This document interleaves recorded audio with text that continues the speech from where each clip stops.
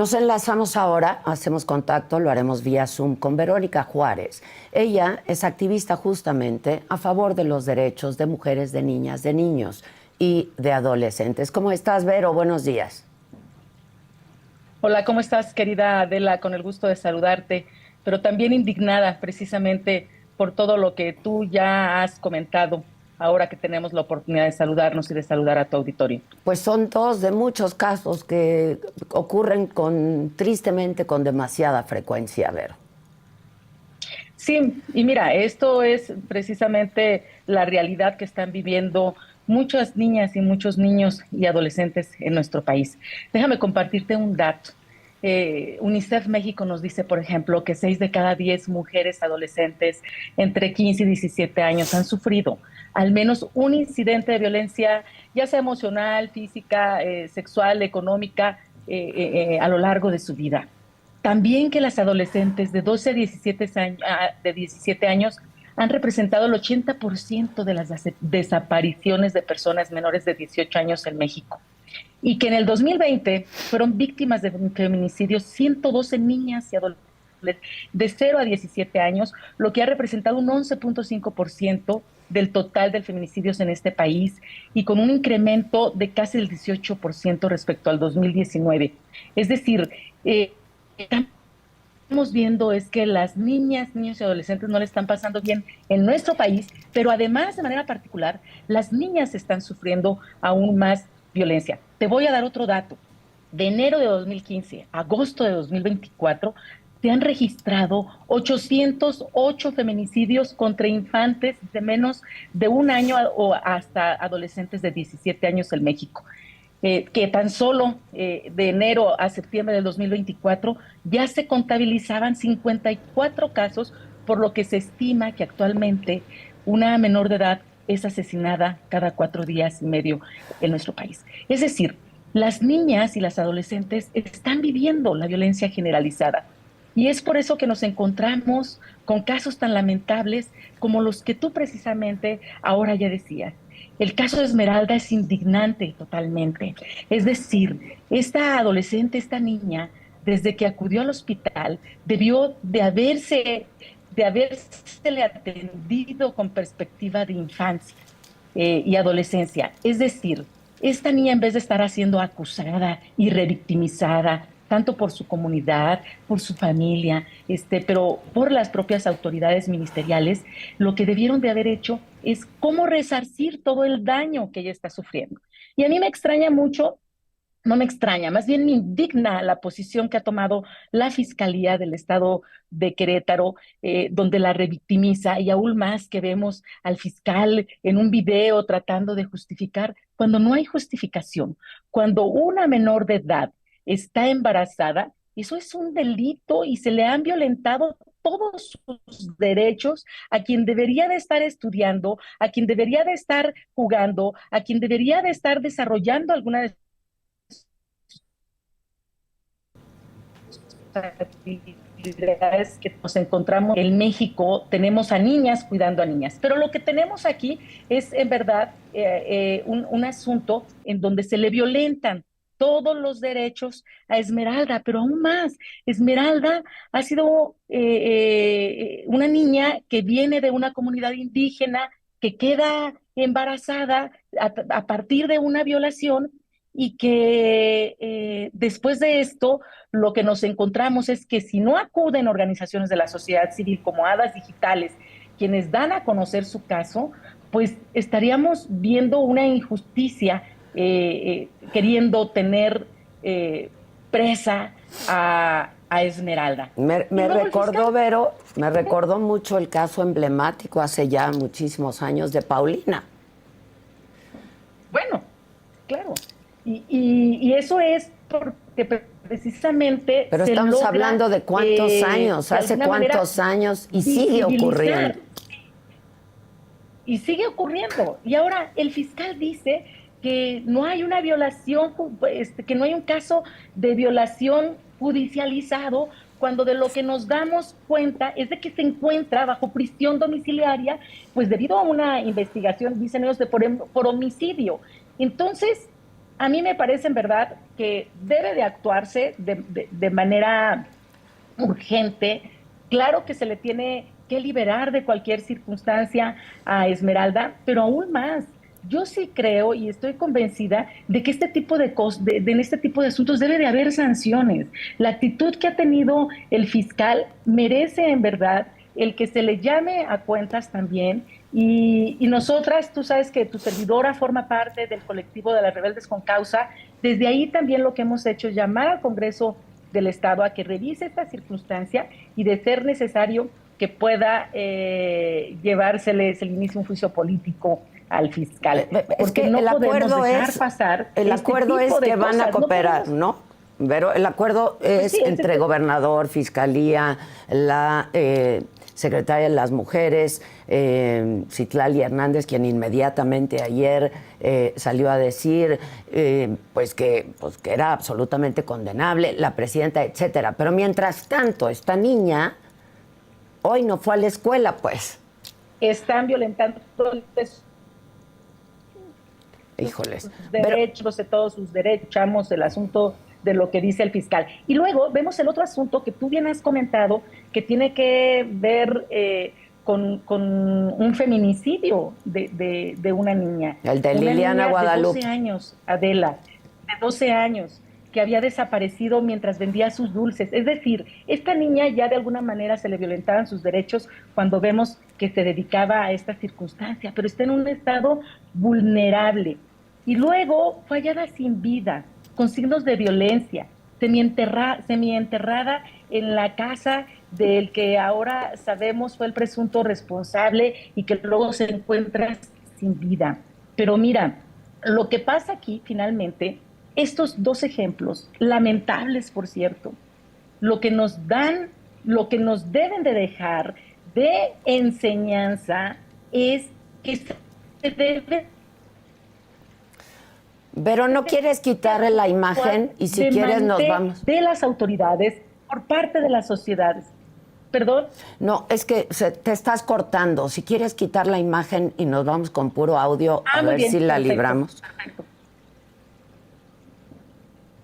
A ver si... Listo. Ahí estás, ahí estás. A ver, lo que te decía es que lo que se requiere en este país es que exista una política de Estado que atienda precisamente a quienes representan un tercio de la población, que son las niñas, niños y adolescentes. Y de manera particular, una política de Estado dirigida a las niñas y a las adolescentes. Porque, por desgracia, en este país, la violencia machista y misógina sigue existiendo.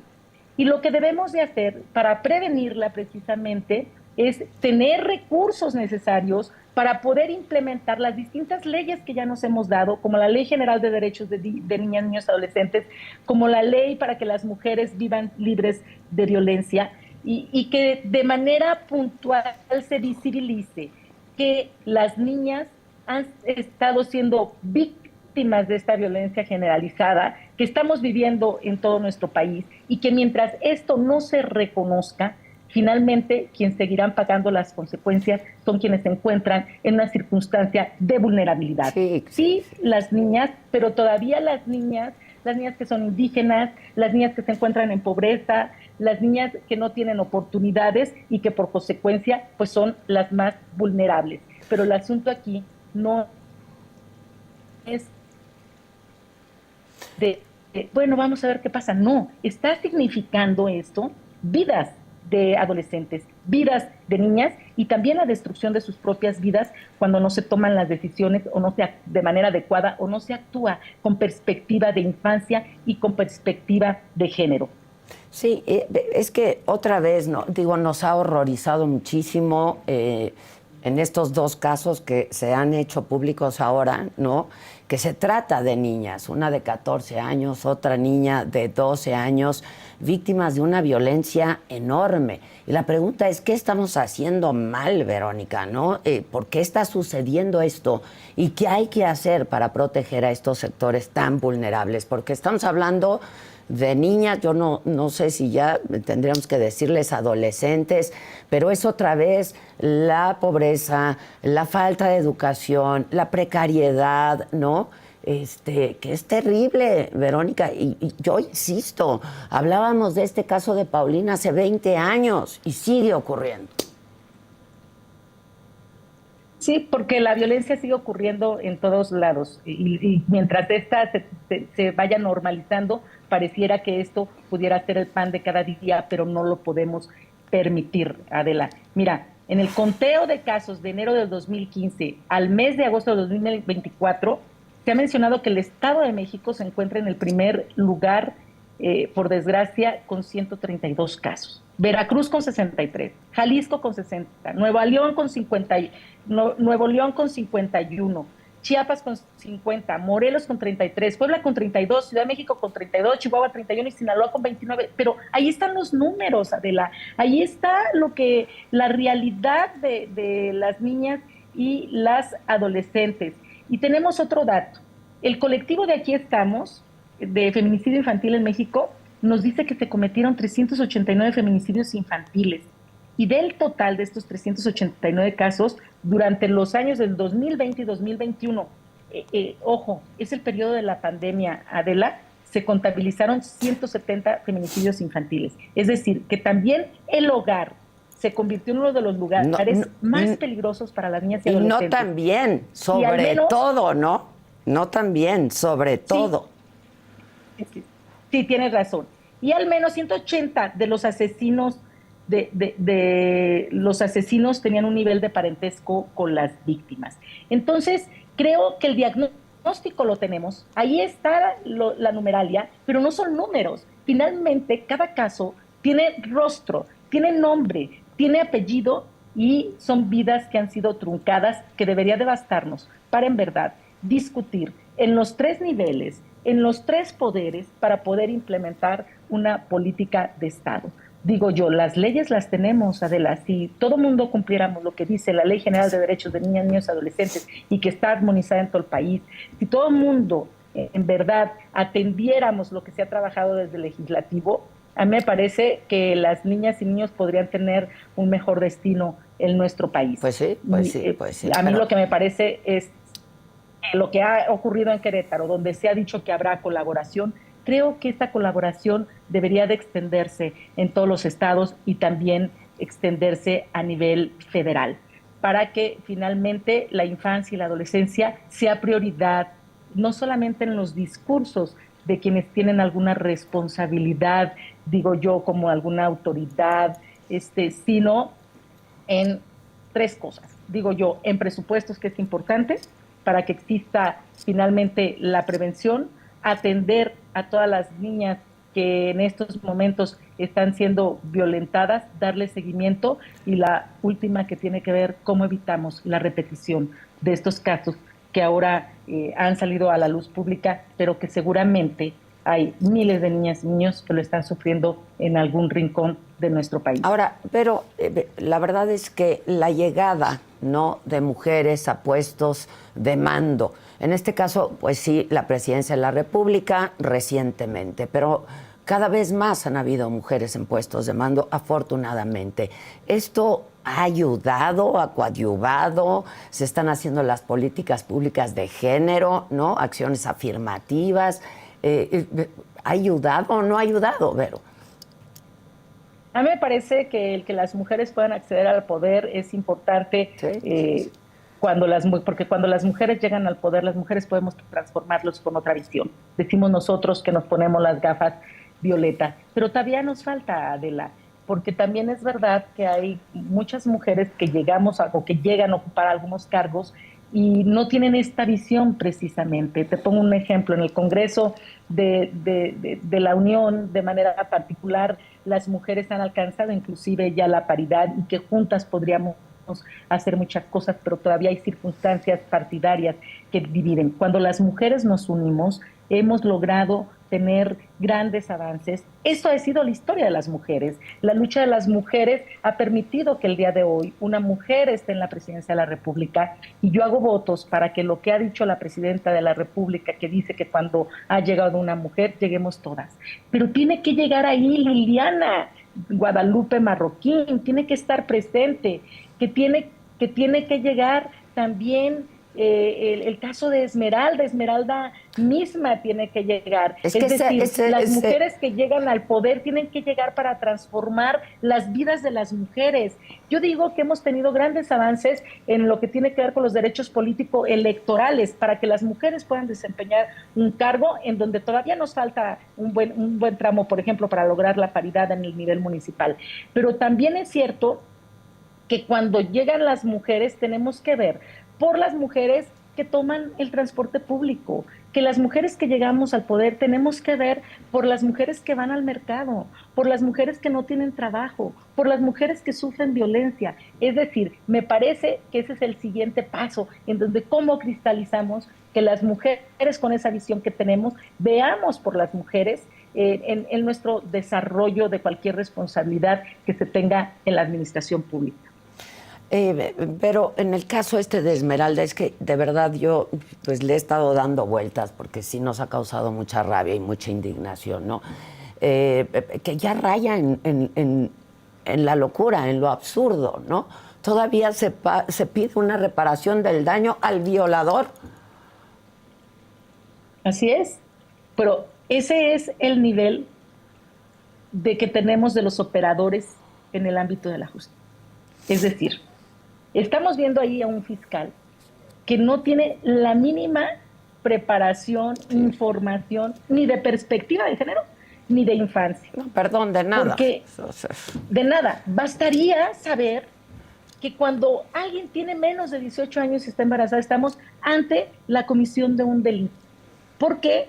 Porque finalmente, bueno, está prohibido el matrimonio adolescente, lo recordarás, y en consecuencia, cuando se prohíbe el matrimonio adolescente, lo que cuando se hizo esa ley era precisamente para evitar también la muerte materno-infantil que está ligada de alguna manera. Pero entonces, por esa única circunstancia, el juez debería de haber restituido en ese momento los derechos de Esmeralda, el saber por qué una niña de 14 años se encuentra en esta circunstancia y es evidentemente que es una violación.